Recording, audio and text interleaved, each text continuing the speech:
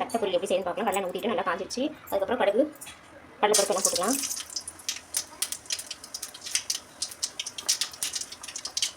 புரிஞ்சிச்சு. சின்ன வெங்காயம் 2 பச்சை மிளகா பச்சை தலை போட்டுக்கலாம்.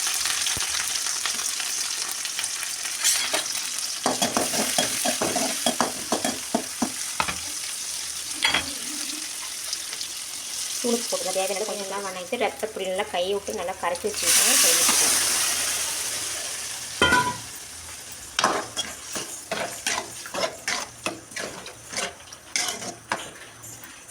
இப்போ வந்து தேங்காய் திருவி போட்டுக்கலாம்.